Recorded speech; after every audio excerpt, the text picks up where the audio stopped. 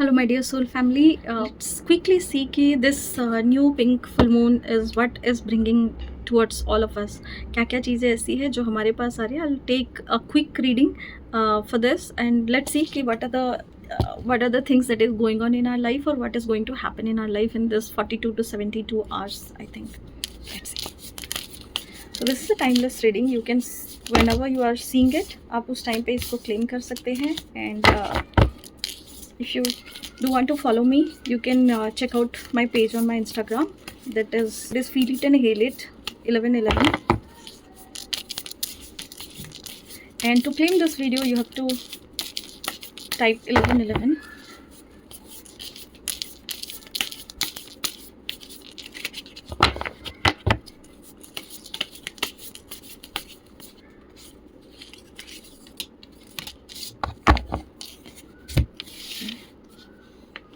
So I'll suggest कि if you're there, you just close your eyes and ask a question by yourself. आप अपने ही question पूछिए अपने मन में.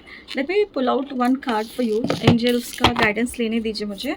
Let's see कि what are the angels guidance for you in this full moon, pink full moon. Okay. So whatever the question you are asking with yourself, so the answer is कि आप थोड़ा सा wait कीजिए उसके लिए. थोड़ा सा जब आप वेट करेंगे, once you take a pause, you will get to know कि आपको ना एक साइन दिखेगा. Ask for a sign also if you are not asking for a sign. Universe is always guiding you through the sign. आपको universe कहीं ना कहीं से वो साइन दिखा देगा कि this thing is going to happen in this way और this is the right path to move. तो जो भी आपका क्वेश्चन था उसके लिए आप एक साइन मांगिए यूनिवर्स से. आप थोड़ा सा पॉज लीजिए. तुरंत जो भी डिसीजन ले रहे हैं ना उसको हेस्टी होके एकदम भाग भाग के ऐसे मत लीजिए. Just take a pause and ask for the sign, then move with it. So this is the angels guidance that is there. And let me take out the cards of yours for the tarot. So the first thing that I can see is कि you are waiting for something. It could be possible you're waiting for a offer letter, your job, your promotion.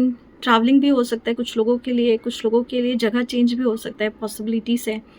कुछ लोगों के लिए ये चीज़ आपके passion से जुड़ी हुई है जो आपको बहुत पसंद है, बट आप उसके लिए वेट कर रहे हो क्योंकि ये चीज़ आप जैसे चाहते हो उस तरीके से ये हो ही नहीं रहा है. So this is the thing that you are waiting for. And आप एक कुछ भी चीज़ें आप करते करते ना एक लेवल पे आके आप रुक गए हो. But now is the time जहाँ पे मुझे ऐसा लग रहा है कि now you are thinking and giving it us some time कि क्या मेरे लिए सही था, क्या मेरे लिए गलत था, क्या ये डिसीजन जो मैंने लिया है ये मेरे लिए सही से काम कर रहा है. अगर नहीं सही काम कर रहा है तो क्या ऐसी चीज़ें हैं जो मैं छोड़ देना चाहिए ताकि मैं सही से आगे बढ़ सकूँ. Sometimes we carry so many burdens within our self. हम एक्स्ट्रा बैगेज लेके घूम रहे होते हैं तो जो एक्स्ट्रा बैगेज होता है ना, अब आप सीख गए. You learn your lesson and now you know how to balance your emotions and your extra baggage also at the same time. Now you know how to respond and how to react at the same time. तो ये चीज़ आपको फ़ायदा क्या कर रहा है कि इसकी वजह से आपको लेट गो करना बहुत आसान हो गया. आपको डिटैचमेंट आप सीख गए ईजिली.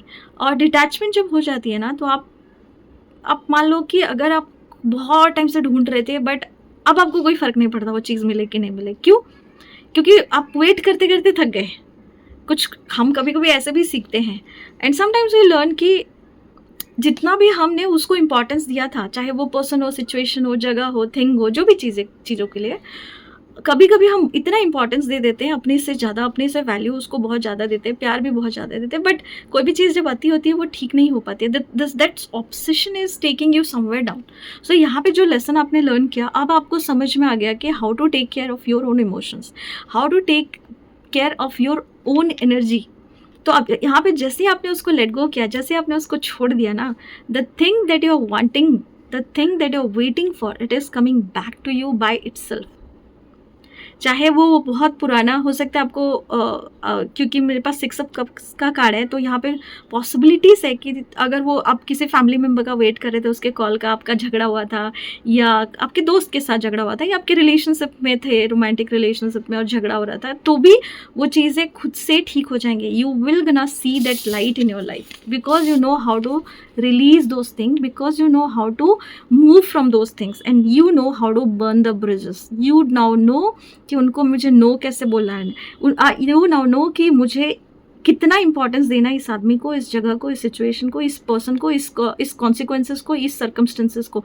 क्योंकि अगर आपके लाइफ में ये बहुत सारी जगह ले रहा था, तो आपको अब समझ में आ गया कि no matter how much I give them love, no matter how good I am, if they are not seeing the good in me, if they are not ready to listen to me whatever I wanted to say to them, what is the point of me saying it to them, making them understand कि let's do it together or let's sit together, talk together, या फिर उस job के लिए कितना ही wait करो।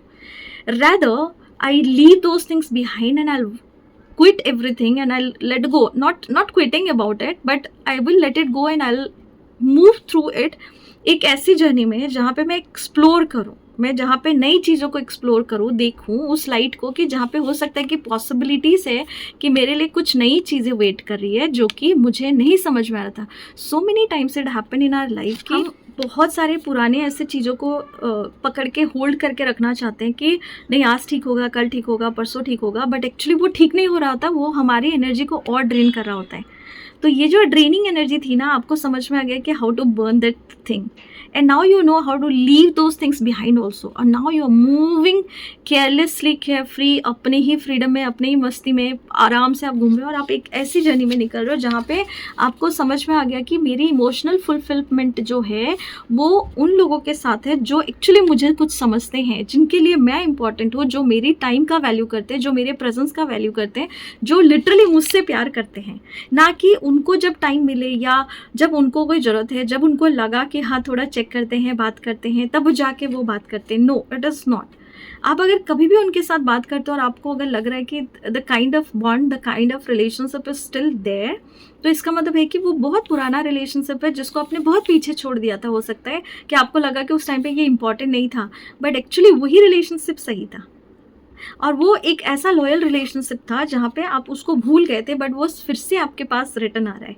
सो हो सकता है probabilities are there, you are going to receive those calls, you are going to receive those past beautiful memories, you are going to receive those time जो आपने चेरिश किया था, वो उन लोगों के साथ वो चीज़ें आपके पास इस फुल मून में, पिंक फुल मून में, जब आप अपने आप को रिलीज़ करोगे, जब आप अपने आप को हील करोगे, इस फुल मून की एनर्जी में ब्लू एनर्जी है यहाँ पे और पिंक है, तो आप दोनों एनर्जी को अगर मिक्स करके देखोगे तो इसमें जैसे जैसे आप हील करोगे ये चीज़ें आपके लिए बहुत सही तरीके से बढ़ना चालू हो जाएगा, and it is an emotional fulfilment time. तो जितना आप इमोशनली फुलफिल्ड रहेंगे, जितना आप खुश रहेंगे अपने साथ, ये चीज़ें आपके लिए बहुत अच्छे से काम करेगा।